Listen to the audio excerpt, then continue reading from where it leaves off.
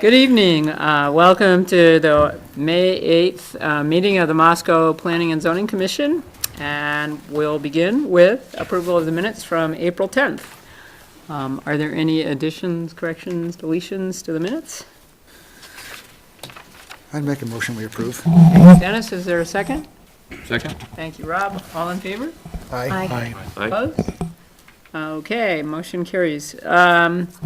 Okay, item 2 is an opportunity dedicated to public comment. It's a 15-minute time period where members of the public may come and speak to us about issues that are not currently before us and or on our current agenda tonight. Is anybody interested in that? Okay, moving on to item 3. And this is a public hearing. It's a proposal for a rezone of a 3.7-acre parcel of land located at 2500 South Highway 95 within the area of impact. We'll begin with Mike Ray giving a presentation, some internal discussion, then we open up the public hearing. So.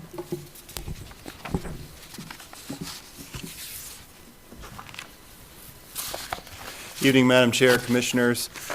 So before you tonight, we have a public hearing for a rezone request in the area city impact. The property is at 2500 South Highway 95.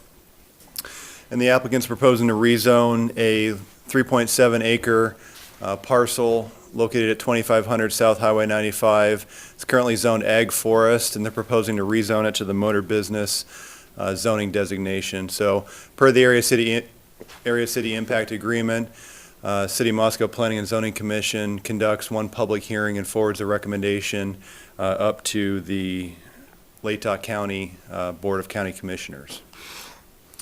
So this is the 3.7 acre parcel of land outlined in red in the center of your screen. So you've got Main Street, South Highway 95 here running north-south to the west of the property.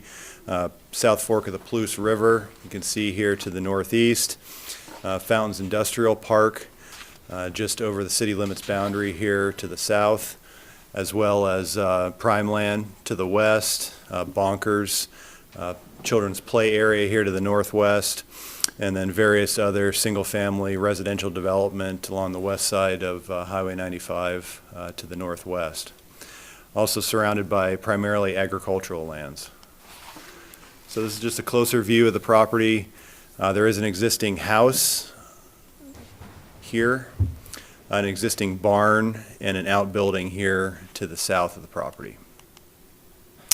Taking a look at the comprehensive plan, which was recently adopted within the area city impact, you can see that the kind of magenta color there is auto urban commercial.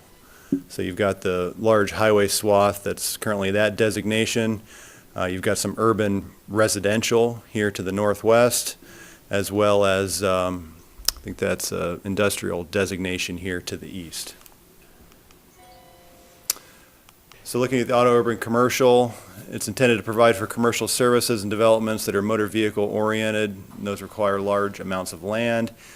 Should be located adjacent to existing commercial developments and along major arterials where vehicular traffic can be accommodated. And then it points us to the motor business zone as the most appropriate zone for that designation. So taking a closer look at the zoning of the property, it's currently zoned ag forest. There was a rezone request last year for this parcel, and that was rezoned to the motor business zone. Completely surrounded by ag forest. You do have prime land, which is industrial, and then along the highway corridor is primarily motor business as you head into the city limits there. To the northwest. And then Fountains Industrial, as well as the lands to the northeast of South Fork of the Palouse River, are currently zoned industrial.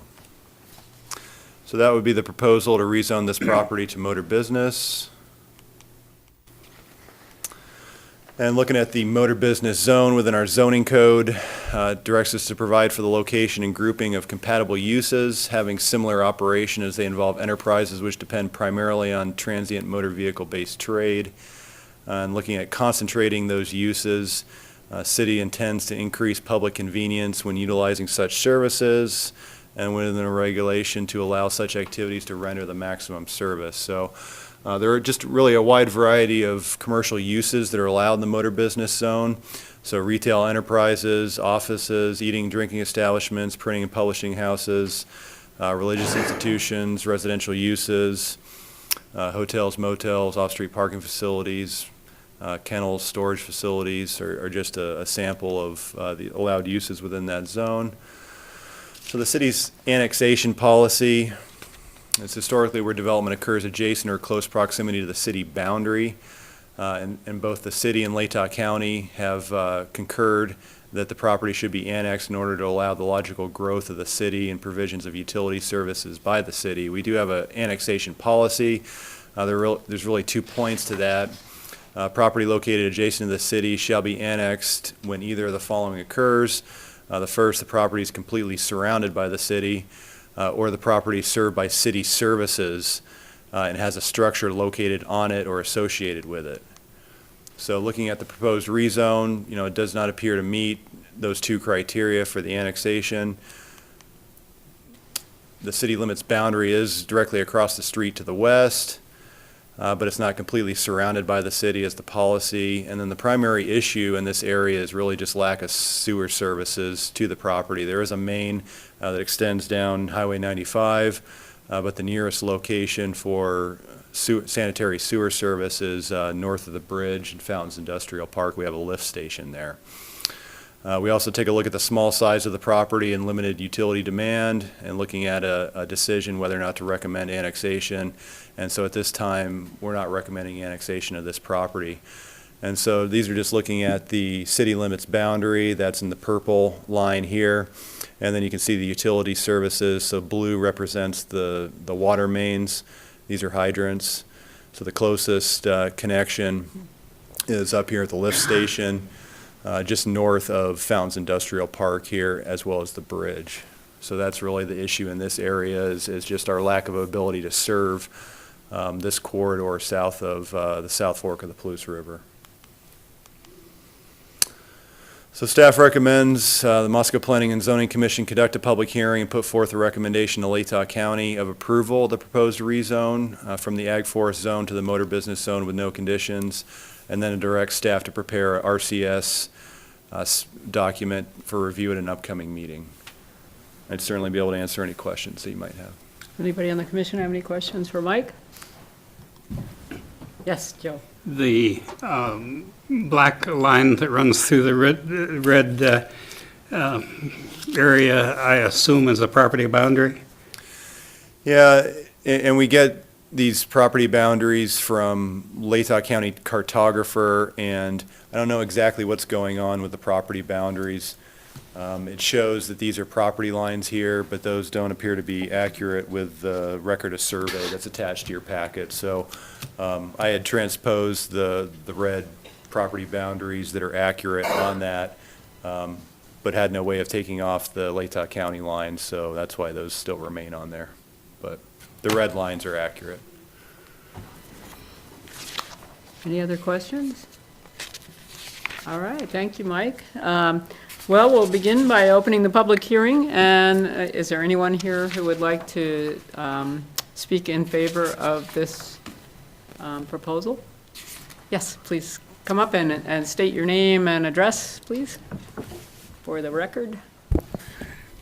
My name is Galen Clyde, and I am an owner and member of Clyde Farms LLC that's requesting the rezone. So I appreciate you guys taking the time to consider this. And our thoughts are that this is a great opportunity. The new highway proposal coming through will be taking off a little portion, if it does, of the western corner of that, but we'll be having access there. And our thoughts for this would be a perfect opportunity for motor business, anything, gas station, any sort of convenience. I would like to start, I've got a lot of ideas, but in terms of event centers, but I think there's a lot of opportunity for this piece of property. So, so we are in favor of it. So thank you. Okay, thank you. Is there anyone else, either for, against, neutral? Okay, so we will close the public hearing and deliberate. Anybody have any comments? Just had Questions? an odd side comment, Mike. At what point will we see right away for the new alignment of the highway show up on maps? Good question. Well, I know Have any idea when that's going to happen? Well, they're currently in acquisition phase for the Uh-huh. right-of-way, so I know that they're working with these property owners along the corridor to acquire the necessary right-of-way. So I would imagine that, I think their schedule is they intend to have all that acquired by the end of this year. I see. And so at that point, we'll likely see that reflected on the county maps. But essentially, it comes in just south, I guess it would be due south of the subject property outlined in red. And it comes in, veers in, and then connects with the existing 95, kind of by the existing prime land silos there is where it comes in. So it does just come in just before this property, probably? It does, just Yeah. to the south of it, Okay, yep. okay. Yeah. I didn't think it had a major effect, but it's something I've been waiting for. I had that question when I looked at this and forgot it, and that's a good one, yeah. Yeah, They are acquiring some right-of-way from these properties, mainly just because of the slope coming off of the road. And they want to have that within ITD's right-of-way, so that would be the reason why they have the acquisition for these. yes. So, following on there, the property line that you've got outlined in red, none of that is gonna be taken by ITD as a part of the right-of-way acquisition? Well, there'll be a small portion adjacent to 95 that will. Will a rezone affect the valuation of the property? I'm sure that it could have some effect. But the acquisition hasn't taken place at this It's point? currently happening. Currently happening? Okay. Other questions, anybody? Do I hear any kind of motion to approve I'd make a motion that we recommend approval of the rezone to the Latah? to the Latah Yeah, County yeah. and direct staff to, what, relevant? Prepare Yeah, relevant. prepare relevant criteria and standards? Correct. Great. Yeah. I'll second that. All in favor? Aye. Aye. Aye. Opposed? No? Okay, so thank you. Yeah, that one's, all right, moving on to item number 4, a second public hearing. Proposal for a rezone of a 38.558 square foot area of land generally located east of the intersection of Southview Avenue and Alice Street within the city of Moscow. And Mike will begin with presenting.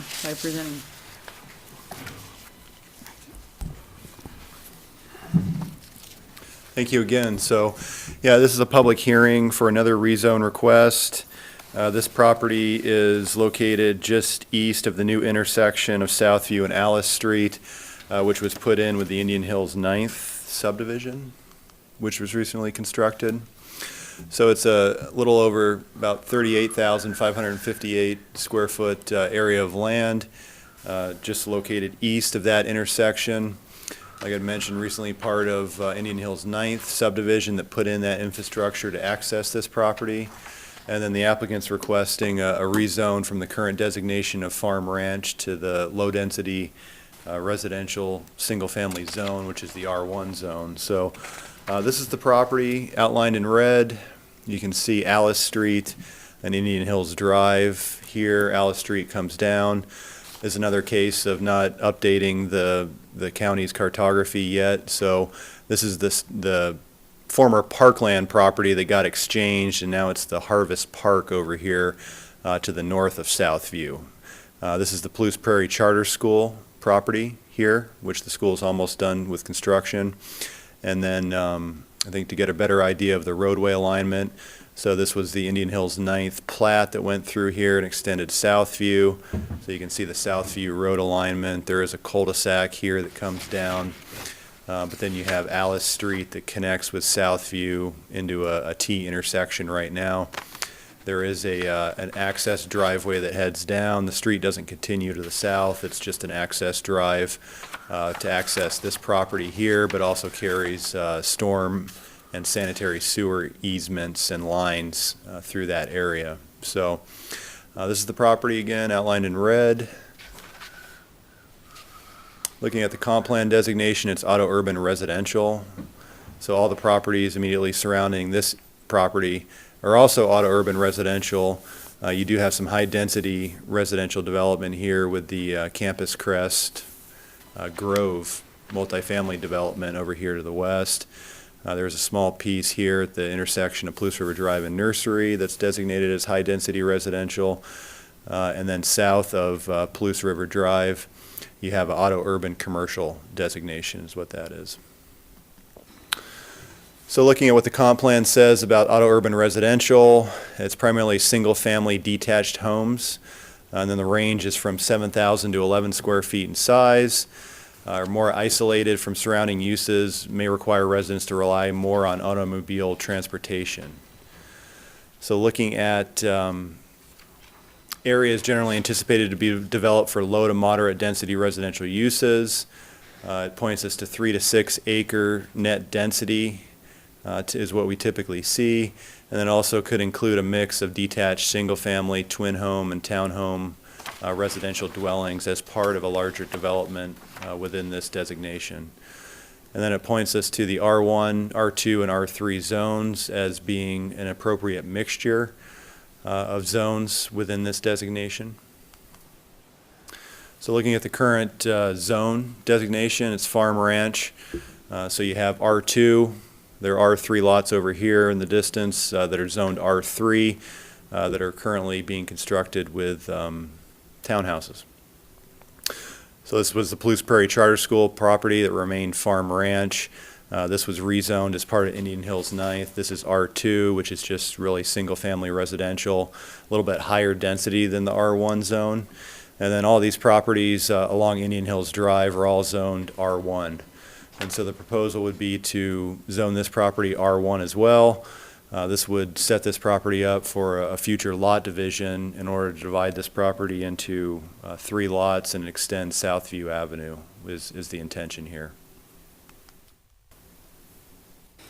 So farm ranch to R1. So what the zoning code says about the R1 zone, low density residential zone, and then it points us to appropriate circumstances. Single family, where single family dwellings predominate in the area. And then the physical character of the area does not lend it to more intense development, either by virtue of irregular topography, restricted access, division of land into subdivision lots of size greater than the minimum lot size required by the zoning district, or the application of the comp plan policies to the land in question. There are existing water and sewer that have been extended as part of Indian Hills 9th edition, and they are of adequate capacity. And Southview and Alice streets are both local neighborhood streets. They're paved and include 36 feet in width for a paved roadway and have curb gutter sidewalks on both sides of the street. And then just to remind you, the rezone criteria, the first one is consistency with the comp plan. The second one is providing for logical and orderly location of land uses and services. The third is uses expected to occur as a result of the rezone will be compatible with the surrounding area. And the fourth is the size, type, density of development expected will not place an undue burden on delivery of services to this property. And the last one is the result of the rezone can be adequately served by existing transportation, public facilities, and services. So our recommendation, after we get through the neighborhood meeting, was the applicant conducted a neighborhood meeting on April 8th, 2019 to discuss the proposed rezone, and those materials are attached to your packet tonight. And staff recommends that the commission conduct the public hearing, and upon consideration of testimony presented, recommend approval of the proposed rezone to City Council. I could certainly answer any questions. Any questions from any of you? Okay, I guess we'll open the public hearing. And is there anyone who wishes to speak in favor of the development or representing the developer or the developer himself?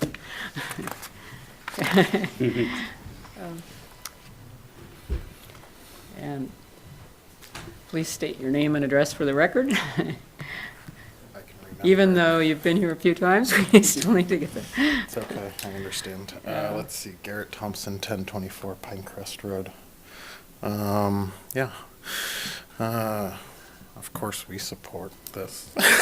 And Scott Becker's here to answer any questions that might regard to surveying, topography, anything that's outside of my purview. But yeah, we would just appreciate it if you could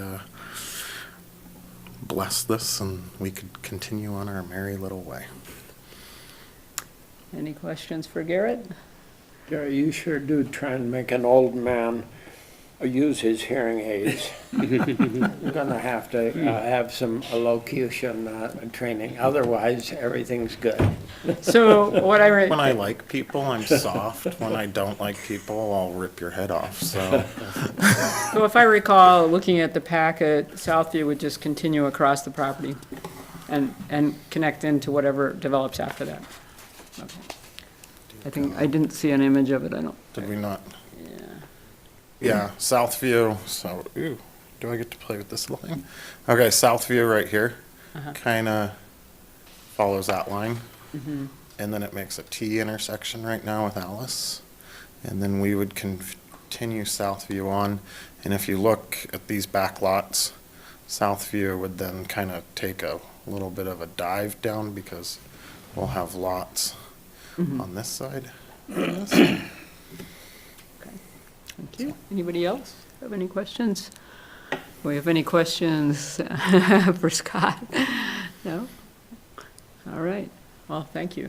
Is there anyone who wishes to speak against this proposal or have questions in general about it? All right. Since no one else wants to say anything, we will close the public hearing and open up for deliberation and commission. Anybody have any questions or concerns? It's about Okay. as straightforward as you can get. Yeah. Okay. So, Yeah, thank you for the easier. All right, do I hear a motion to approve? Also move, recommend approval of the rezone to R1 and direct staff to prepare relevant criteria and standards. Second. Thank you, Mike. All in favor? Aye. Aye. Okay, unanimous, I believe. Okay, thank you. Did I remember to close the public hearing? Because if I didn't, I didn't. Yes, you did. Okay, thank you. I just realized. All right. So, item 5, a draft ordinance amending educational services within the central business district, and Mike Ray will give us a presentation on that.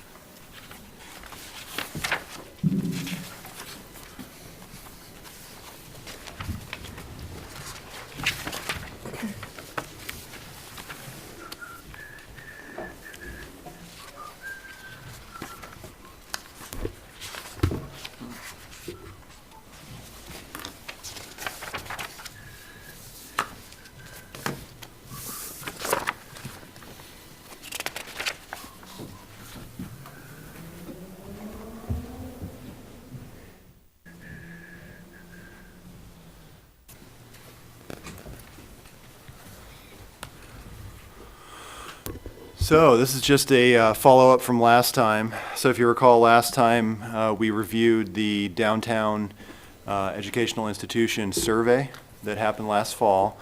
We reviewed the results and also reviewed the recommendations from City Council to have the commission remove certain portions of the educational services NIACS definition here. So we had the breakdown of educational services, elementary and secondary schools, junior colleges, universities, and professional schools. And the directives from City Council were to remove junior colleges and colleges, universities, and professional schools from the lists of conditionally permitted uses within the central business zone. So last time we went through a more detailed look at the rest of what was contained under educational services. We've drafted a ordinance which would amend the use table, and we talked about elementary and secondary schools, the commission recommending that the council remove those as a permitted use or a conditionally permitted use within central business as well. And so it was really the top three here that we're proposing to eliminate from the use table. So looking at what we propose to do here, the new section in red are the changes. So red and underlined represent new sections. So we had educational services. We decided to, instead of a number of footers down here to describe, what numbers are eliminated and what are included, thought it was a little bit easier to do this hierarchy similar to what we do with like child care facilities and some of these other uses within the table. So you'd have educational services, and then under that, elementary and secondary schools, colleges, universities, and professional schools, and included in that is junior colleges as well, and then all other schools of instruction. So, looking across the board here, it looks like it cut off the top, but we have, these would all be the residential zones, so ag forest through R4. So it'd remain to be a conditionally permitted use for elementary and secondary schools in those zones.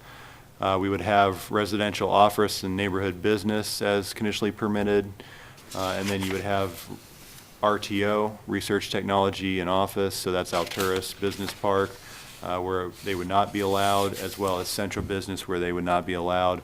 The remainder of the other zones, they would be allowed through a conditional use permit. These are all the commercial zones. And then the university zone would be permitted by right, so you wouldn't have to go through a conditional use permit. So that really doesn't change anything of what we currently do, except for within central business, elementary and secondary schools wouldn't be permitted.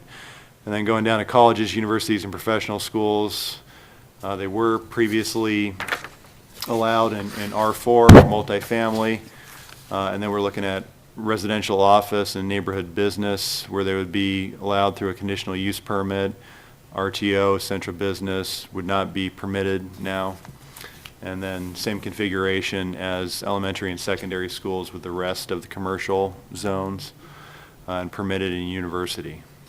And then all other schools of instruction, so these are the ones we went through last time and looked deeper at like gymnastics instruction, karate, yoga, things of that nature. We'd start with a conditional use permit, and so it'd be a conditional use permit from residential office really all the way to got central business, and then motor business there would be a conditional use permit. Actually general business, and then the permitted would be in the motor business zone. And so that's what we talked about before with motor business and requiring like Plus Empire Gymnastics when they wanted to locate in Rodeo Mall. It was previously a conditional use permit, and it just got, it was the issue that it ended up being in education and instruction instead of another NIAX term that you would typically assume that it would be under, more gymnasiums and gymnastics and things like that. So we would correct that. That's really really the only change here. We have that sub-bullet for C16. That was just for Alturas Technology Park. So that one says that business schools and computer management training and technical and trade schools only, as defined by NIAX code 6114 and 6115, and excluding aviation and flight training instruction schools, modeling schools, nursing schools, cosmetology schools, and truck driving schools. So those are the ones they wanted to just limit these to within Alturas Technology Park. That's what the owners wanted to do. So does that make sense for educational services? It's consistent with. Yes, Rob? Yes. Mike, I need some re-education here. Were colleges and universities already prohibited from RTO? Correct. So that prohibiting them is not a new, that's not a change No. that we're, No. Yeah, really the only change is eliminating, so they were never allowed in RTO, and then central business, that's really the change that we're doing here, is just eliminating elementary and secondary schools and college, universities, and professional schools as any type of permitted or conditionally permitted use within central business.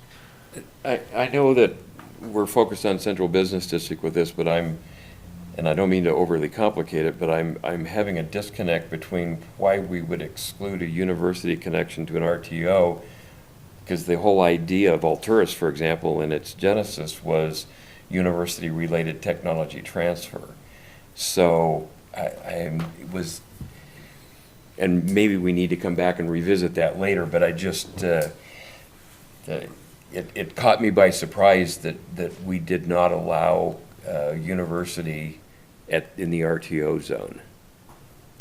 Well, and that's been a shift over time. So there used to be the incubator, which has since closed, and that was intended to channel, businesses out of there to Alturas Technology Park. If you recall, the zoning code amendment, the use table, and the wider zoning code amendment that we did last year, we changed really the intent of the RTO zone to pretty much strictly just a business park, because that was always, it was hard to really manage with the language that was included in the RTO zone with the technology transfer, because you were constantly trying to figure out, what that meant, and trying to officiate as staff as to which business goes in and which doesn't. And, as far as people trying to explain how they're technology related and how they may have some, ancillary issue with the university or influence from the university, it was just terribly hard to manage for us as far as that zone. And so when we were going through those amendments, we had a discussion with the owners in Alturas, and they wanted to change that as well. And so we ended up changing that university influence on Alturas during that time. So I can think of an example in Alturas right now that's a university center. It's more of a research center. It's not a instructional place necessarily. Would that then not fall in that allowable range, or because it's affiliated with the university, or? Yeah, it's my understanding that just because it's affiliated with the university doesn't discount it from one of the allowed uses within Alturas.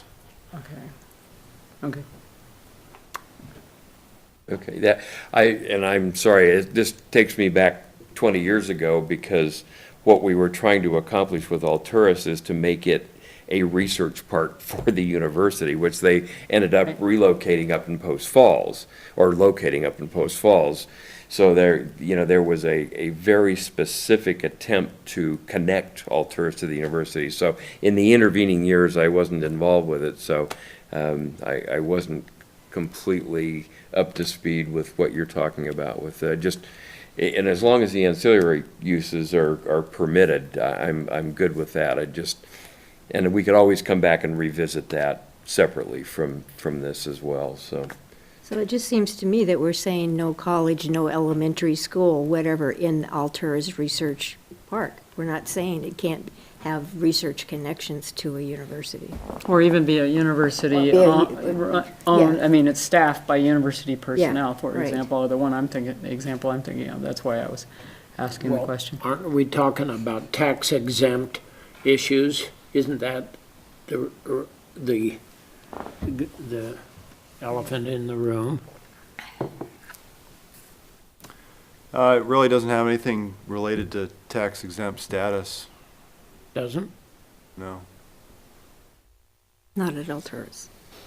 not at Alturas. And I think that the reason for that is that those are all privately owned businesses or office buildings that are on the tax rolls. If the university happens to lease a space out there, then that doesn't make that space tax exempt. Right, because, exactly, yeah, because they don't own the building, they just Right. lease it, yeah. So, Yeah, it's all the use of the property Right. is the tax status.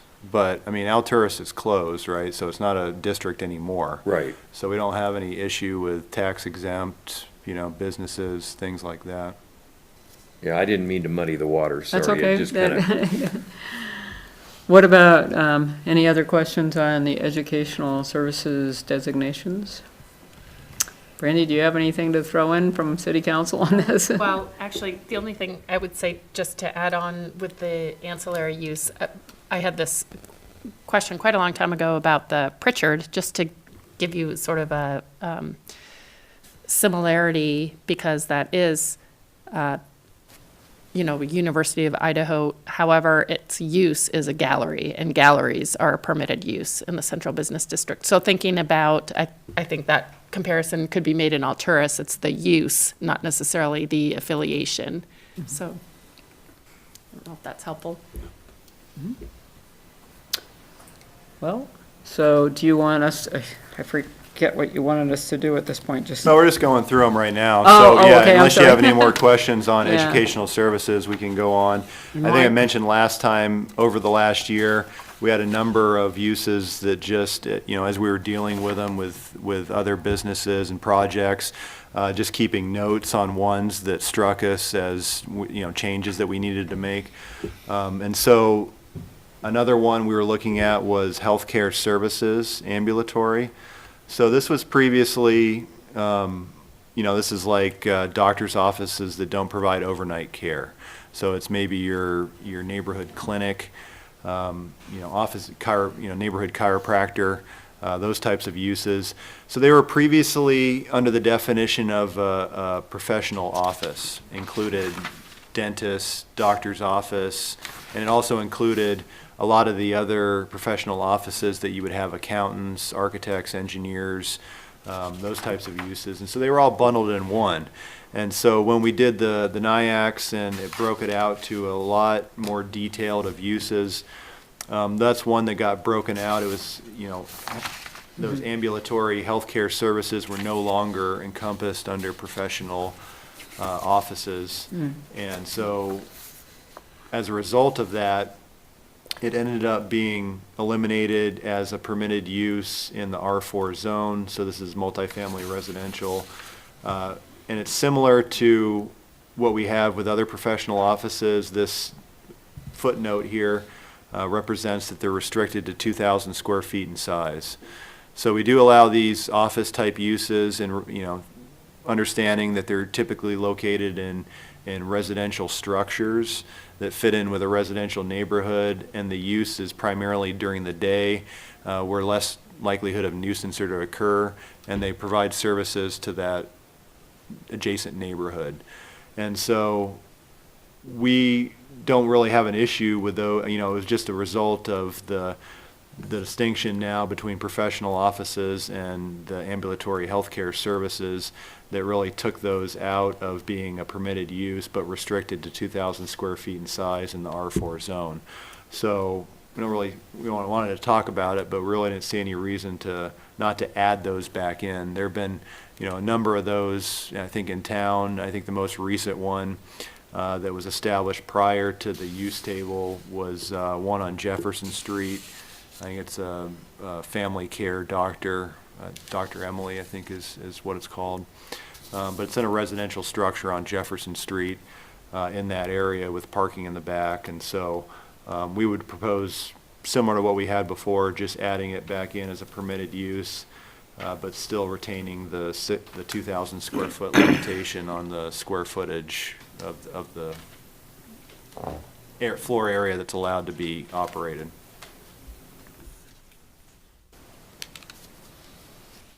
Sounds good. Any other, is that, Yeah, Pretty much everything? Any other Okay. thoughts on that?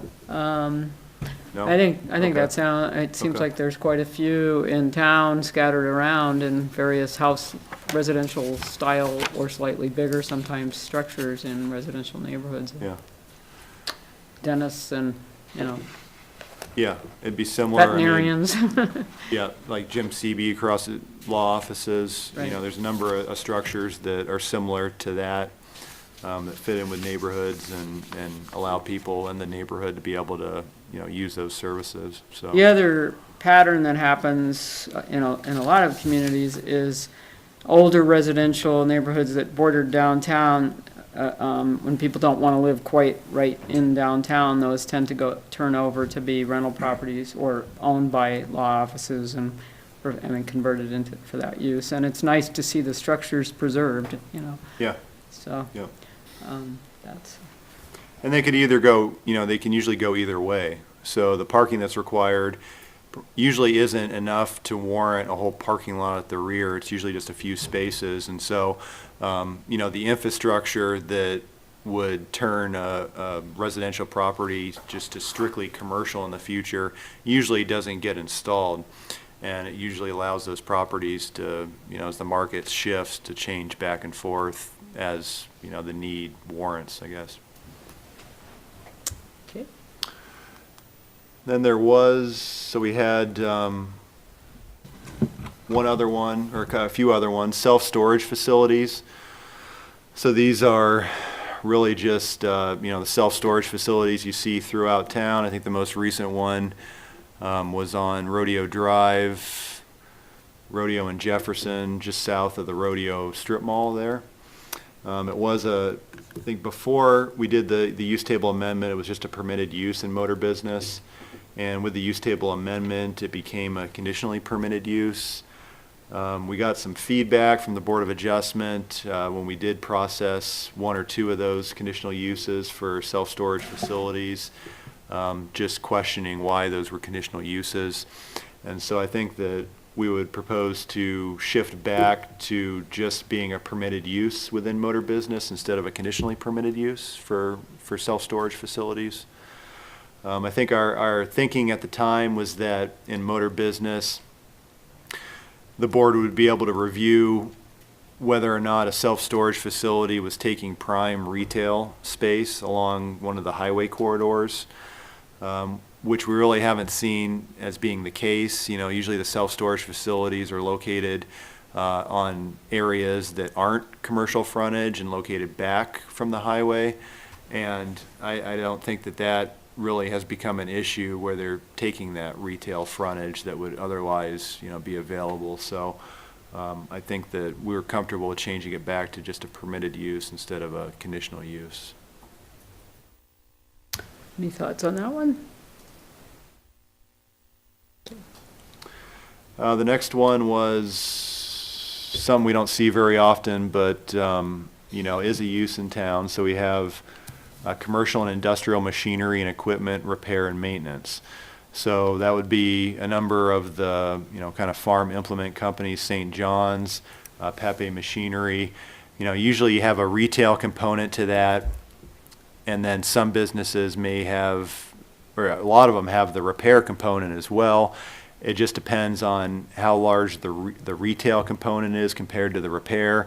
If it's primarily retail, selling farm equipment, and they just have a small component where it's repair, then we'd probably say that would just be an ancillary use to the retail use of the farm equipment sales. But we do have, larger farm equipment sales and repair in town, and formerly it wasn't in motor business. Along the highway corridor, Pape Machinery, I think St. John's Industrial, so they wouldn't have an issue right now, but Pape Machinery is in the motor business zone. I don't know that they do too much repair at that site, but you do have other farm implement repair along motor business corridor. So right now it would just not be allowed at all. They would have to look at some industrial zone. Industrial is really limited in town right now because we've been trying to shift it and create more of an industrial park south of town, which hasn't yet come to fruition. And so I think we feel that we should allow it through a conditional use permit, maybe to be able to mitigate some of the effects that could have on adjacent properties depending upon where it's at. So we propose to add the farm or the commercial industrial machinery and equipment repair and maintenance as a conditional use within motor business to give them a route to be able to allow that use in areas.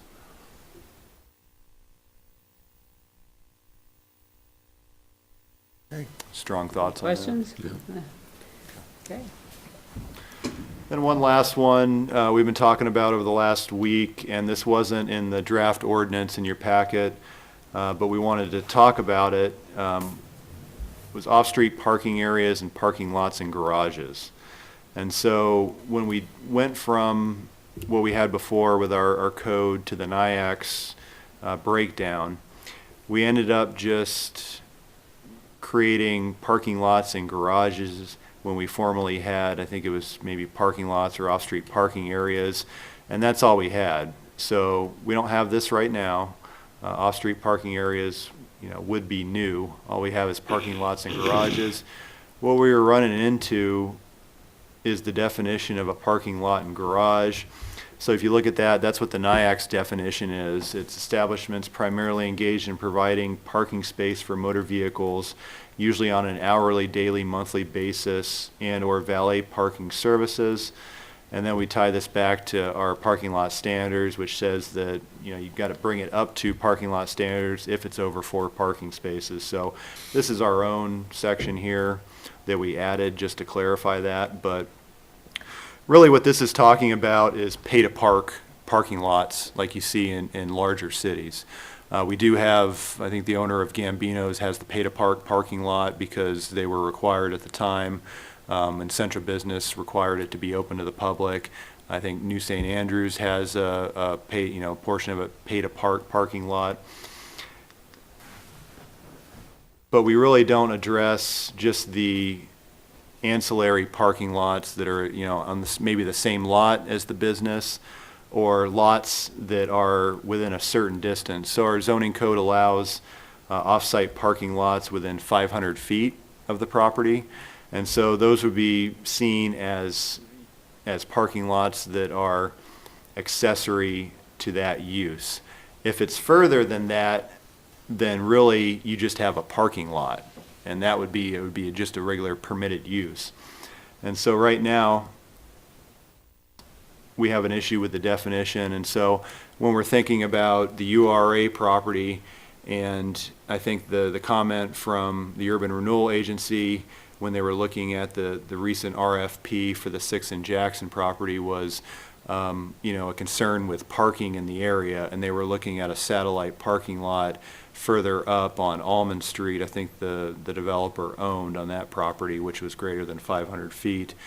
We're thinking about that scenario as well as the idea of downtown parking and maybe having another satellite parking lot that was brought up that was going to be used for vehicular storage of people that maybe only use their car, once a week or once a month. That was, an idea by city council. And so we wanted to make sure that those ideas weren't going to be prohibited some way within our zoning code. And so I think that was the way that we saw to be able to alleviate that situation, was to add just off-street parking area, which we already have a definition for. It's just parking facilities for motor vehicles located on private property. We would just add that in there. So we would strike this as a permitted accessory use, because you don't have really pay-to-park parking lots as an accessory use on these are all residential zones here. So we would strike that, just put off-street parking areas. So this could be for apartment complexes that are accessory parking, single-family, two-family dwelling. They're technically parking spaces. They would fall under off-street parking areas. That's just really inherent. I don't know that you necessarily need to spell out that you're allowed to park on your own single-family dwelling property. But we just want to make it as clear as possible when we're having to go through and draw this distinction. We might as well just put it as permitted accessory use. R4, we were thinking that, in the R4 zone, you have a lot of apartment complexes typically. If there's an apartment complex that maybe wants to have their parking elsewhere, they don't meet, they don't have it on site, or maybe they have a little bit on site. So this is maybe the URA example. They don't have it on site and they want to go to another property and develop a parking lot, but it's greater than 500 feet for what our code allows. it wouldn't be considered a permitted accessory use anymore. It would just be a parking lot in the R4 zone. So I think that we have enough parking lots in the R4 zone that would really fit in with the character of those areas. I mean, you think about A Street and Baker corridors with just large developments of apartments. Not necessarily deterring from the character of those areas if you have another parking lot that may be providing parking for a apartment that's maybe a block or two away. So that's why we have this as permitted and not permitted accessory. And then looking at, as you transition to some of the commercial zones, residential office, neighborhood business, it'd be the same scenario. I think that property that they were looking at, the URA, is zoned RO. So that would fit if it's greater than, well, it is greater than 500 feet away. That would just be allowed to be a parking lot to serve that use. And then we get to RTO, central business. I guess central business is the big one. We would say, I think we want to, I don't think we want parking lots just showing up in central business unless they're associated with a use in central business or they're a pay-to-park parking lot. So I think what we would do here is have it as a permitted accessory use. So it allows, parking on site for businesses, allows parking within 500 feet if it's approved through the off-site parking. But other than that, you would only be able to create a parking lot if it's open to the public and it's a pay parking lot. And I think that, in order to, with the parking situation downtown, I think that, we just don't want parking lots being created for uses that are outside of Right. central business. So that's why we ended up doing that proposing that configuration there. The rest, fairly simple. It's just mainly the commercial zones, general business, motor business, industrial, UMC. They would be, just permitted uses to have a parking lot within those zones, as well as permitted to have a pay parking lot if you so choose in those zones as well. Any thoughts on those? We sure do see, in cities, of course, you see private parking, $20 an hour. You go,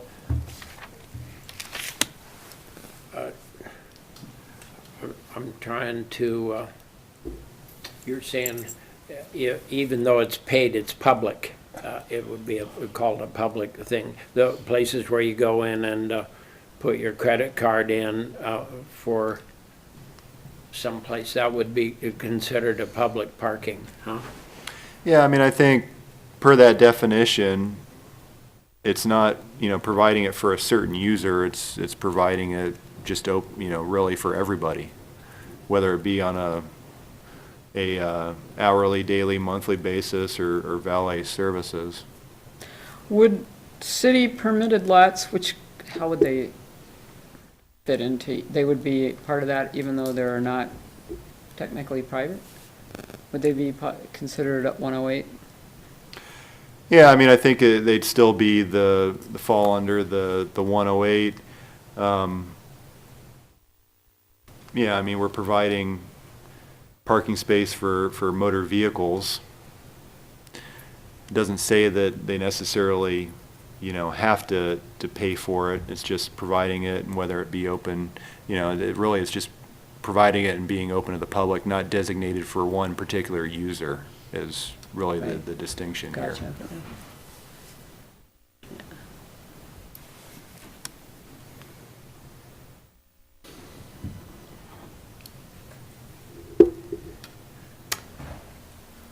Everybody confused, or are you clear? Can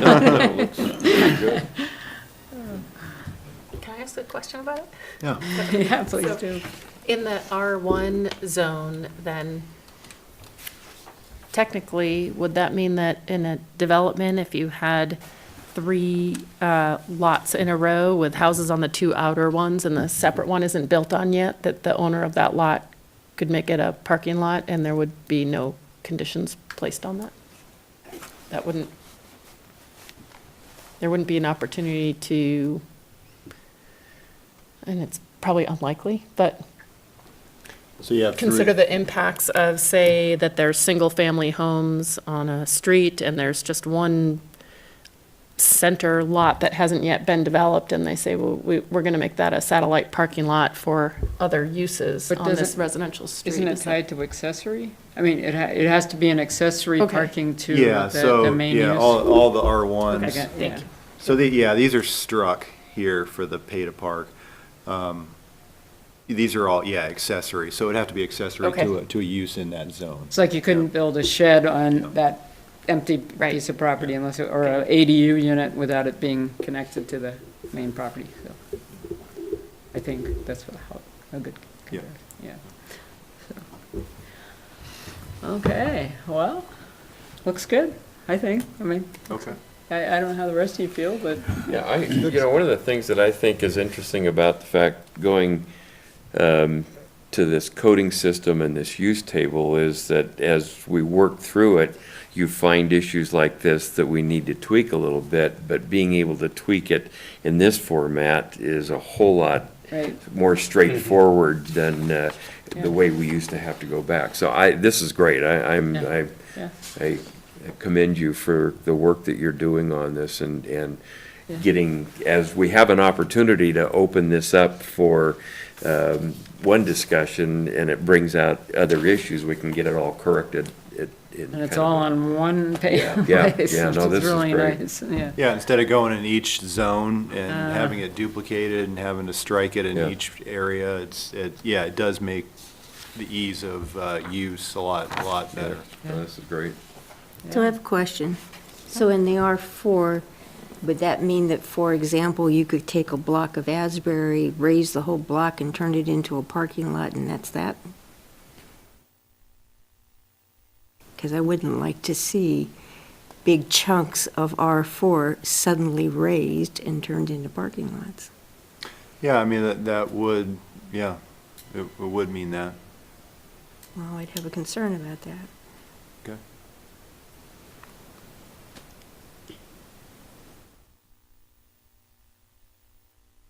And we were going either way on R4.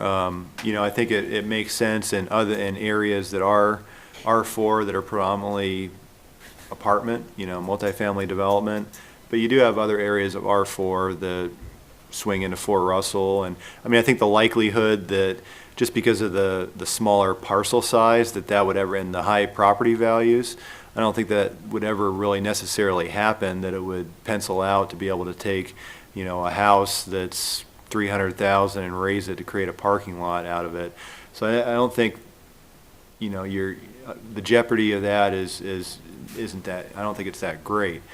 But there is, kind of a clear distinction in my mind between, areas where it would make sense to do that, just be, A and Baker area, for instance. Yeah, there are areas where it would make sense to do Yeah. that, but on the other hand, I wouldn't want to see someone come in and say, oh, great, we just make parking lots everywhere.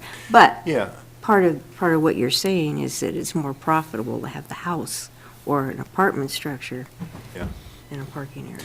Yeah, I mean, I think you could see, really the only area in R4 close to downtown that I could see that ever happening would be Dumas, right? Because it's half block and it's all really But one it's being parcel. developed, so that's Which is not- being developed right now, Yeah, that's so. not happening. But That- yeah, I That mean, was a possibility at one time. at one point, Yeah. but, yeah. So, it was, yeah, I mean, we had talked about R4 at quite length about whether or not it just be permitted accessory or be permitted. And just thought about just the typical nature of some R4 areas with just a lot of multifamily development and maybe closer to the university that's R4 as well. And that, looking at that scenario, I think a lot of the R4 close to the city core that's primarily just, is a different mixture of residential development. The lots are so small and the property values are such that it really wouldn't pencil out to do that. But it certainly is a, concern, or could be. It could be a concern when you think about cities that end up where people sit on they may have demolished a building and they lease out the parking and they sit on it for years and years and years, kind of mothballing the property because they pay less tax and et cetera. And I've seen that happen in, urban areas where we've worked on projects that, and I don't know how vulnerable Moscow is to it, but it is an interesting question. If all of a sudden we started implementing paid parking in downtown, would that ricochet out to people who then want to have businesses that rent out parking to people because employees can't just move their cars around all day long downtown for free. All of a sudden they're having to buy parking, either paying for it if we instituted meters or something, or a shorter time zone, or and so then it starts to become more appealing possibly to property owners to create paid parking lots, and then you end up with this donut of parking around the. It is residential, so Yeah, we so. want to preserve the residential character. Right, so I could see a conflict happening in that regard potentially, but. Yeah, and Yeah. like I said, we were on the fence on that. I mean, Yeah. I think we could go either way, so we weren't married to that at all. But I can also see it as a partial solution to some of the apartment overflow that's happening, needing more parking capacity. So it's kind of a double-edged sword, I guess. Yeah. Did you consider that or discuss the possibility of R4 being a conditional permit? Is there any? We didn't, but it could. Maybe it's something like we started to see a trend going the wrong direction, it would be almost like cities limiting VRBOs have to be within 200 feet or 500 feet of each other, that Yeah. the first person to get a parking lot, then another one couldn't be allowed with that use within 500 feet or something, just an idea, but I don't know how you work that into the code exactly, but Yeah. that might be an inhibitor for being sort of a cancer of parking lots. Yeah, and we could certainly monitor that. I don't think we're there yet. I think everybody's Right. worried that we don't have enough, parking. Right, exactly. so- No, it's more, I could see when we have free parking now. If we Yeah. didn't have free parking, it's gonna change the whole picture. Yeah, and we'll. And the value of, and people are gonna look at it differently. Yeah. so. Yep. But yeah, I mean, we could, like Brandy mentioned, we could maybe look at a conditional use there. Or we could change it to permitted accessory and not allow that. I mean, it's really what you Well, want if to it was a recommend. conditional use, then people were planning it, there would be neighborhood input if Uh-huh. people had a resistance to it, and that I think would probably be a good thing. I mean, to have that opportunity for people, Okay. so. Because I can see where it would be very helpful, and I can see where it could be devastating to property owners. Yeah, it's just like I mentioned, I mean, there's really unique, different areas that, I mean, between multifamily close to the university or A and Baker, and areas downtown that are more historic character but do have, maybe commercial or residential multifamily in those areas too. So I mean, we could certainly do conditional use for that. Might be worth, looking at. Everybody Yeah, agree? I think it's a good Okay. idea. I like that. Mhm. Okay.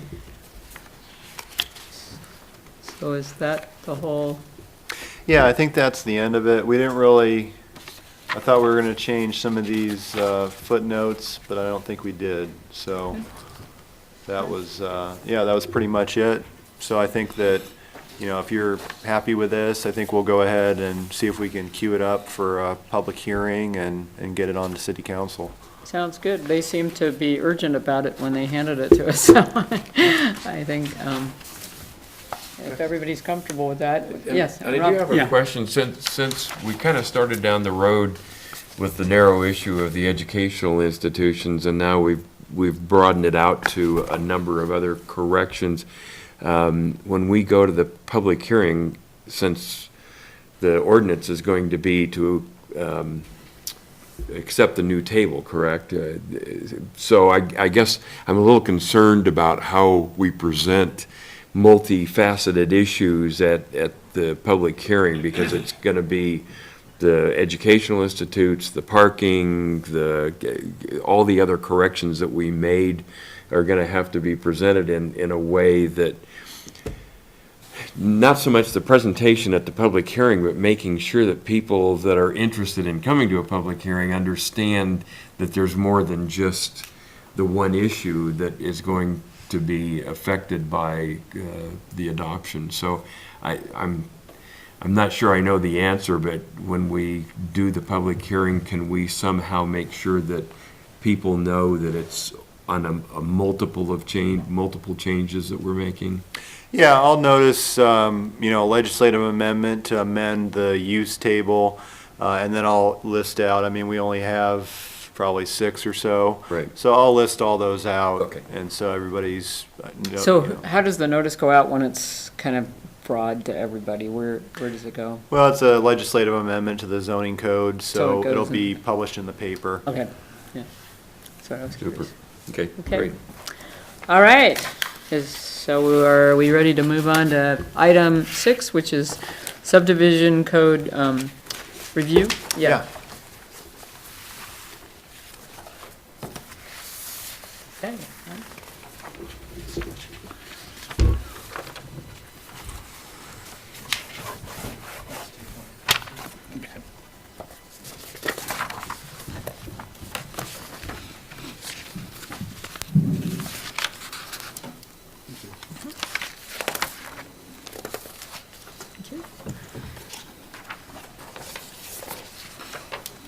Oh. There we go. Here's more.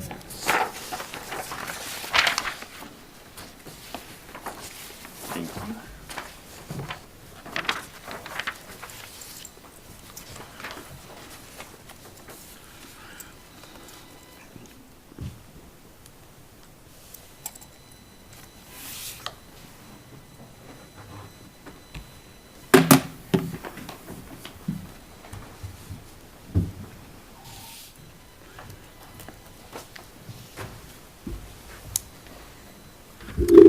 So where we left off last time, I think we went through kind of our continuing education, looked at the different net densities throughout of subdivisions that we already had developed in town to kind of give us an idea when we're formulating the cluster subdivision table and the maximum net density requirements, what that looked like on the ground. And so we did that last time.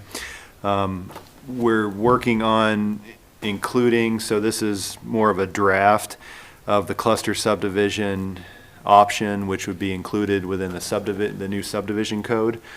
So this is just kind of the structure that we had looked at for the cluster subdivision option, starting with a purpose section. So most of these ordinances have something that describes what the purpose of the cluster option is.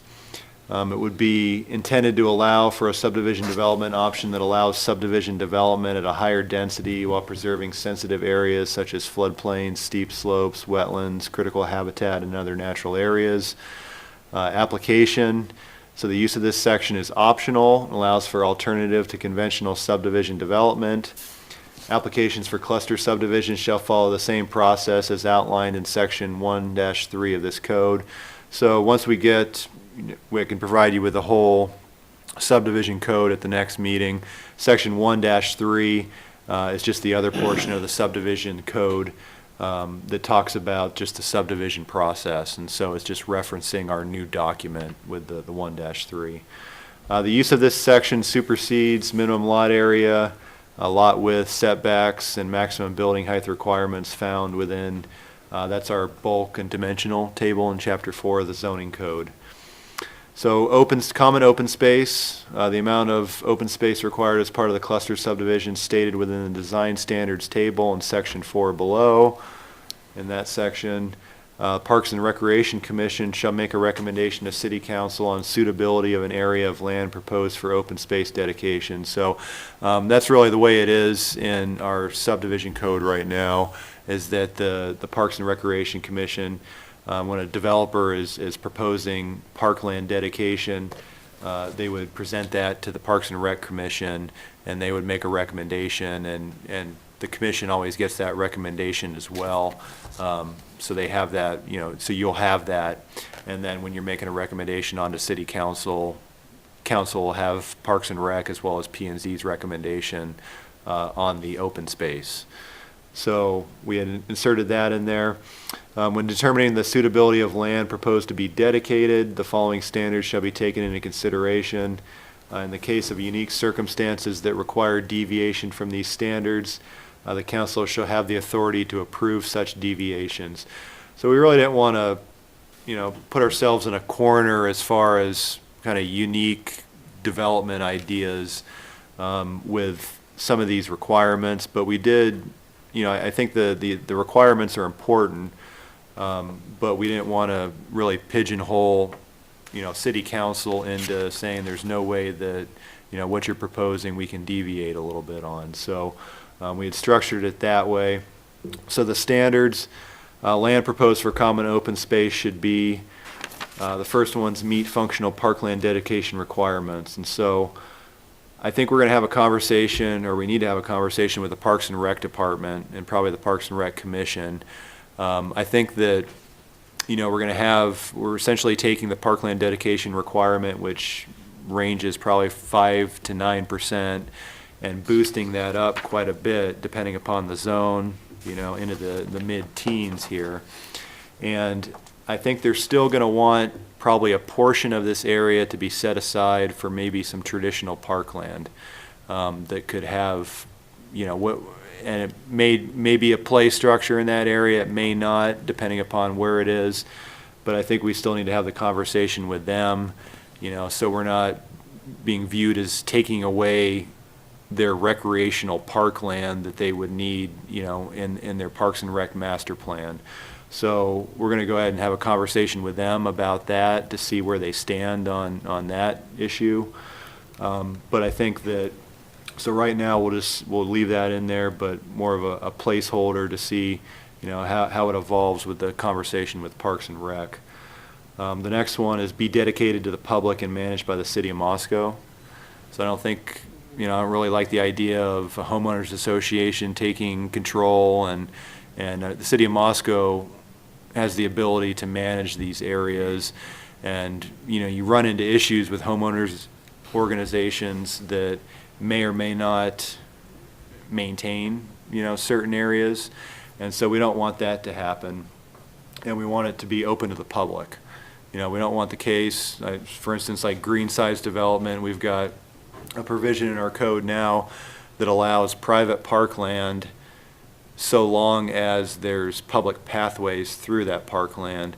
And if you go to that development, it's off North Polk and it's a small PUD, but it doesn't really feel like it's open to the public. I mean, it really feels like you're going through a private development. And so I think that, I think we want it City of Moscow open to the public and be able to manage it so we don't run into issues with management, maintenance, things like that. The next one, be located in one contiguous area unless determined to be more beneficial in multiple locations. So wanted some flexibility with the multiple locations, although typically we prefer this, I think, to be in one large contiguous area, but who knows what, the proposal is. A little pond over sure, there. you could have, a number of different things that you can think of that may warrant different areas that are connected by pathways. So wanted to maintain some, stated flexibility there.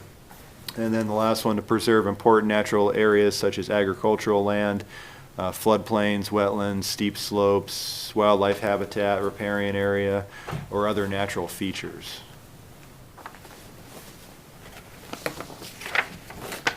And then we'd have the cluster subdivision design standards, which is what we've been working on.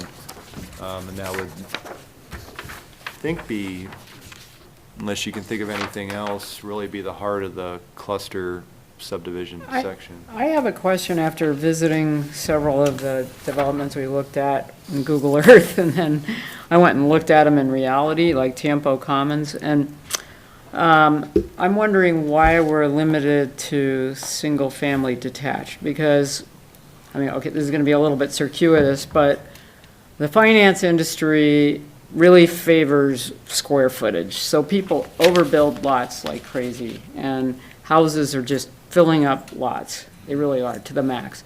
So you get these houses that are just right next to each other. Why don't they just have a party wall? Then you save some more open space, you know? And, I mean, they don't even put windows in those areas because they're so darn close together. And yet it's this artificial sense of, oh, I have my piece of property, even though it's just a concrete strip, essentially. And so I'm wondering why we're limiting this to single-family detached. Or am I seeing something wrong? I mean, Yeah, it says single-family detached. We don't have to. So I think that we had that conversation before as to what we wanted to do. I mean, a lot of other jurisdictions will say it'll just be single-family and that's it, single-family detached. Some have single-family detached and then single-family attached as well. Some allow duplexes. You know, those are kind of the three common that I think we've seen with the research. Above that, you really don't see allowances of multifamily, and because I think it's intended to be more of a single-family subdivision. right. But I don't see any issue with attached or possibly even going up to two-family dwellings. Yeah, we could I mean, it just, certainly look it at seems like that. there's wasted space that's really not gaining even daylight into the units because they don't want to look at each other across Yeah. the tight zone. And so that space could actually be more dedicated to open space, and you'd still, you know, if we can't reverse this trend of huge houses, which is the way, you know, America has gone. And we just But- put it more of just a starting point there with Yeah. the baseline, the detached, because we'll have to go through and if they're gonna be attached, then we may have to adjust the lot sizes, so if that's the direction you wanna go. I don't know, we I'm could throwing start. the problem out, it really arose from going and seeing some of the examples we looked at and feeling like, well, what have we really gained here? It's just a bunch of concrete with close distances, you know. Yeah, a lot of them are, I mean, they do have ones that are more townhouse, you know, like twin home constructed, but a lot of them are, little over 3 feet to the property line, you know, 6 feet in between. What's And the point of really it? What does it limits- do? Yeah, you know? limits the Yeah. openings there as Yeah. well as far as the windows. So personally, I don't see an issue. Any more options, I think, is probably better. Maybe you could look up a couple examples of something that approached some kind of rose, somebody's ordinance that we could look at where you're putting, I don't know, I'm thinking about downtown San Diego, where you know, have something looking like row houses, maybe 8 or 10 things in a row, and see what fire requirements are between pieces of property. You know, as you look at Park City too, it gets really weird because you've got these little tiny spaces between just dozens of Ginormous. houses that are Yeah. 30 feet wide, and then this little space and and as Wendy says, the view outside your window is either nothing or you're looking into somebody's bedroom.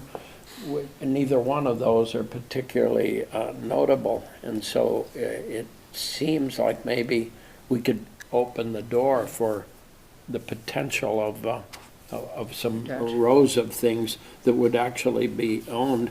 You almost have to have, when you start getting narrow, you really need to think, it really almost calls for a alley. You know, so that you could, the question is, how do you live with your car? We're not we should go away from cars, but we won't. And so you need a way to deal with your car. And if you have a narrow lot, it's really tricky unless you've got an alley to bring it in. But I was just wondering if we could open up that by finding a couple examples from someplace that does that. I'm even visualizing, say, if you, you know, you had lots that as single lots are 2,500, so you'd still keep that amount of land, it's just that you'd close in on that wasted space and be able to use it more in the open space concept. Yeah, I mean, we could look at what you typically eat up with the side yard requirements Right. and subtract that from, you know, the minimum square footage and allow for attached. I mean, we. And still keep the lot size yeah. the same size, is what I'm saying. And I mean, I think that maybe the traditional neighborhood form that we're working on would be maybe a better fit, since it, you know, I think we're gonna require alleys as part of that development form to be able to do townhouses there. I mean, we've got several townhouse development in town. I mean, we're familiar with all the fire code, building code requirements. I mean, essentially, it's just a 2-hour wall, and you can't have any cross penetrations. So they're all utilities Right. are contained within one dwelling. They don't punch through any walls. There's a 2-hour wall that goes all the way from through the roof, the right. ground up through the roof.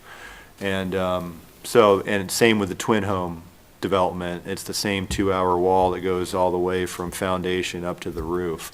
And so, yeah, you know, if we wanted to take a look at adding those, we certainly could. I mean, they're still single family because you can still, because you got the 2-hour wall and no penetrations, you still get a mortgage for a single family dwelling through a twin home or a townhouse. And property line just goes right through So it's the not like we're wall. all of a sudden allowing multiplexes, you know, Right. they still be single-family dwellings, and it may provide more of an affordable housing option in this form as well, so. Good. Does that, everybody think Yeah, that's, no, I you know, think that's. okay. Okay. Wendy, Yeah. could I maybe throw out an idea here? Mike, what you gave us is, you say, kind of the initial draft on, Yeah, this was the initial draft of the cluster subdivision that we're gonna work into the larger draft of our subdivision code. And this is a kind of a minor change, but under the purpose, I wondered if it would be appropriate where we say development option that allows subdivision. We're really trying to encourage something here. I wonder if we should be saying that allows and encourages. So we're making, as a community, a real specific statement that we want to see this kind of subdivision with all the issues that we've spelled out here. I don't know, just a thought that it kind of says a little bit more about our intent here. Yeah. Sure. I And mean, what did you say? You said allows? I just said and- allows and encourages subdivision Encourages. development at a higher density while Yeah, I preserving. like that. Good point. Yeah, good one. So what's the next step with this, Mike? Well, I'll take that feedback and do those changes and see if we can add attached single-family in here, and it should be fairly easy to do some standards for width and lot area and things like that. And then I think I'll hopefully have it as part of the whole package, so we can start looking at the whole subdivision package again and going through that at the next meeting. And hopefully you'll have one of these of the traditional subdivision development to look at as well, so. And then the other thing we talked about is the impact of street standards on what we're trying to achieve. And I've had conversations with Michael Kite about continuing ed on street cross-sections that we could do jointly with Transportation Commission if we can find a venue to do that. I'm not, you know, one suggestion was that Transportation Commission, we meet a little bit early and do our continuing ed maybe ahead of the meeting, and on an off week for, when Transportation Commission's only meeting once or something. I don't know, I mean, finding a time where we could share that knowledge, and I don't know what the best source is, other than ferreting out some reading, but maybe you have some ideas, do you have,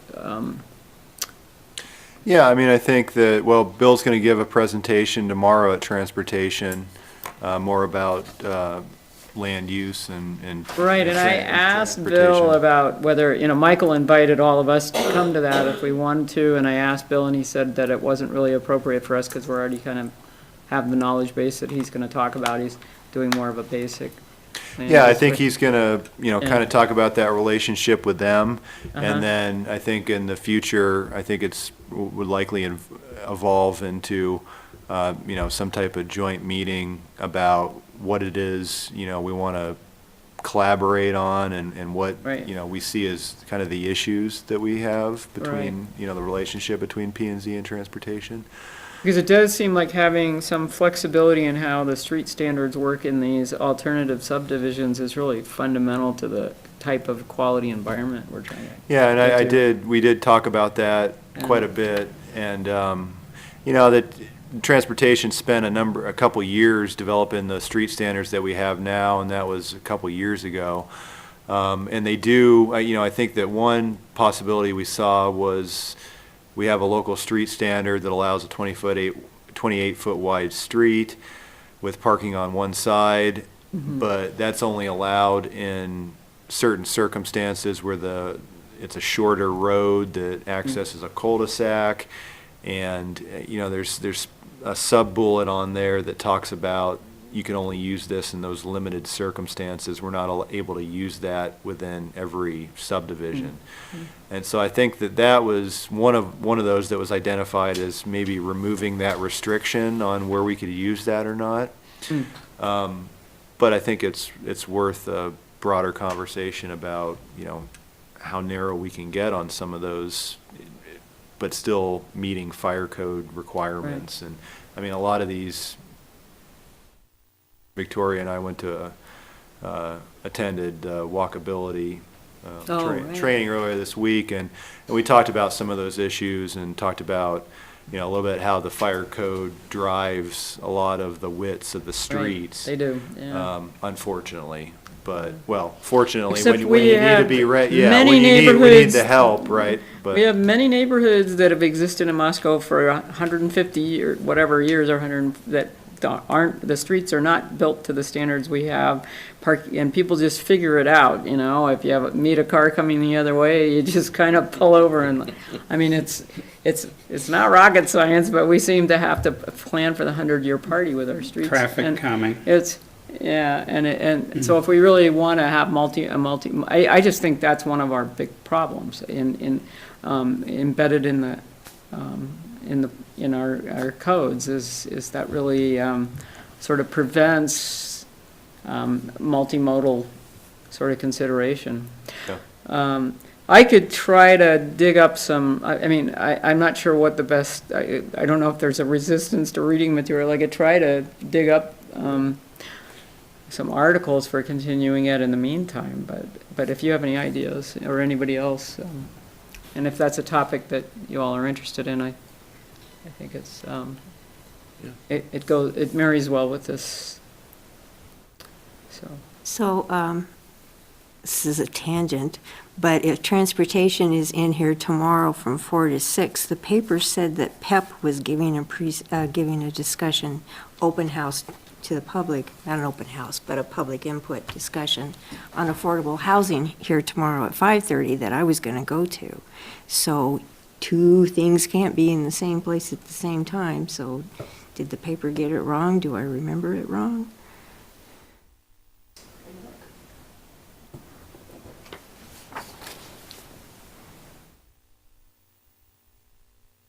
I have it on my fridge. PEP.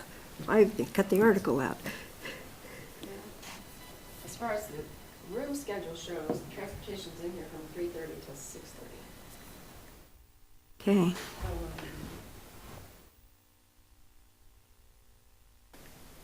That is downstairs in the mayor's conference room. In the mayor's, okay, because I think the paper said city council chambers. I don't remember exactly, but, okay. I just didn't want them both to be Right. same place. So is that everything you have to say on subdivision? It is. Okay, so item 7, Transportation Commission Sounds report. like we've fairly well covered the issue. Okay. The meeting 4 to 6 in this room, the presentation that has been talked about, it's inevitable that we'll spend some time talking about Third Street and the path forward.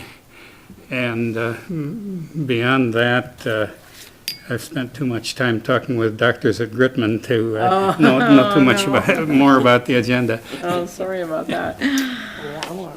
Can I add something about transportation on Third Street, just as a report? For those of you who don't live anywhere near Third Street, the bridge is happening. It is. And there's rocks and riprap up in place. They're starting to put in the foundation for it. It's a 60-foot bridge. There'll be 2 abutments, an abutment on each side out of steel, and then they'll just bring in the bridge with a crane and pop it into place. It'll have a concrete base on it, so it actually is happening. There wasn't a soul working today, but you can see that there have been people there. So so it'll be interesting. And it is, Third Street's one of those interesting streets that where it's real busy up by the park, the street's quite narrow. And then when you get down to a place where no one drives, it's 35 feet wide, so you wonder what went on in people's minds as we developed, as those subdivisions got developed out toward Paradise Creek. And so anyway, it'll be fun to see. Well, maybe we'll invite you to a party when the bridge is, when we inherit the bridge. So I would add that on the 16th is when the bridge is supposed to actually be set. 16th of May. Yes, Okay. Yeah, probably in the morning. Yeah, I've heard that, but you do, with everybody being as busy as they are, I've wondered if that will make it, but it sounds like a good thing. So we come to the last item, which is announcements. Are there any announcements from staff or anybody else about all the exciting things that are going on in town right now? Well, I would say that the workshop that Mike and I attended on mobility was excellent. That's good, It yeah. was really good. There was a lot of eye-opening things there. This little pamphlet that they gave us has some of the basics. They broke out walkability and they framed it as the 4 Cs: comfort, connectivity, context, and crossings. And comfort is actually the most, if people aren't comfortable with something, they don't use it. And so that was, that's not a technical, they phrase it as an emotional response to the people have an emotional response to things, and everything isn't technical. Who were the presenters, Victoria? It was Vitruvian Planning, a couple of gentlemen that are part of that firm down in the Boise area. Yeah, and so a couple of things that I can just point out was like when they talked about sidewalks, we've talked about some of this too, but sidewalks, if it's 5 feet wide or something, and if you have a building that's right up to the edge of the sidewalk, a person does not walk and scrape along the edge of a building. right, And right. so you lose a foot, you in effect lose 1.5 feet of sidewalk space. And if it's right next to a street, unless there's a bike lane or a parking lane or You want the something. buffer, yeah. You need the buffer or a tree lawn. Again, you'll lose another 1.5 feet of space, which is something that I think we would be mindful of as we look at things. They talk about personal space, like walking down sidewalks.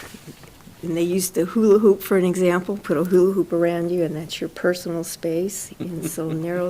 And, and if you happen to be in a wheelchair, it's going to be bigger, or if you, while we were on our, we did walks, and we looked at areas.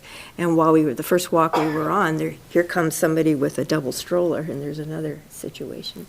And they talked about the timing of the walk lights, and different paces, and you can range anywhere from 1.5 feet per second to 4 feet per second. We all went out on the great room of the 1912 and tested Interesting. our Wow. pace. Yeah. And so the average, they've considered the average walking pace for the lights are 3.5 feet per second. A little less than that. You could be on crutches, and you could be in a wheelchair, you could be pushing a stroller.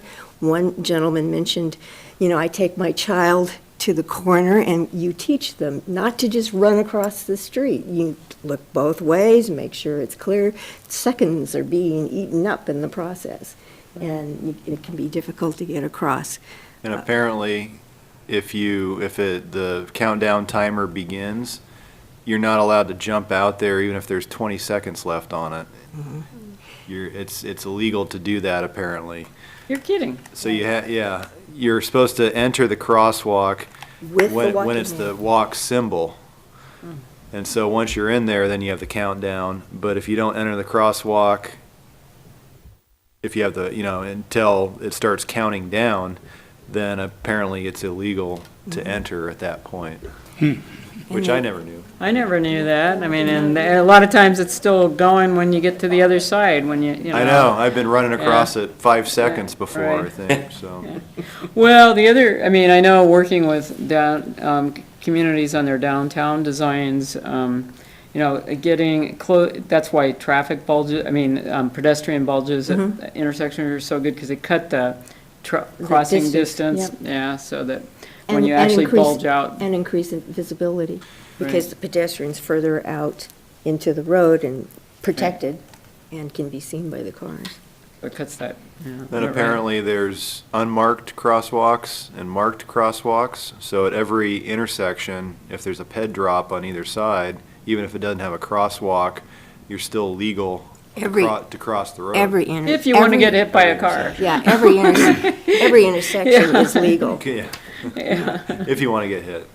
Right, unfortunately. But it's Have a- legal to get hit. They Yeah, have yeah, yeah, I have that they have a- discussion with my son, it doesn't matter if they go to jail if you're dead, They have a little chart in here. I should have picked up more of these. I didn't think of it. So people walk to get to places they want to go when places are nearby. And one of the things is if you'll walk if it's 20 minutes or less, but if you hit 21 minutes, you're headed for the car. You don't want to walk further than 20 minutes. But I thought this is interesting that, and it makes sense, the percentage of trips for social or recreational walking, 60% of the people will walk if it's within a mile. But if it's for going to school or church, it drops to 46%. And if it's for shopping, well, it drops to 40%, which And that's makes- because people you're are carrying stuff. things. That Yeah. makes, like I said, it makes sense. And if it's trips to work, it drops down to 35%. And so and then it was interesting, a lot of stuff they talked about for pedestrians. There's a lot of things you think of. And we had a person with us that was in a wheelchair and gave us great insight as we were walking along. But and I'm a pedestrian, so we have this thing about if a car's going 20 miles per hour, 10 people if 10 people are hit by cars going 20 miles per hour, then only one person statistics are only one person will die of those 10. But if the car's going 30 miles per hour, half of you are dead. And if the car's going 40 miles per hour, only one of you is going to make it. And so it's kind of like, it doesn't take a lot to be going 40 miles per hour. And if you're at an intersection and I'm in my time to get across, a car 2 blocks away can still hit me.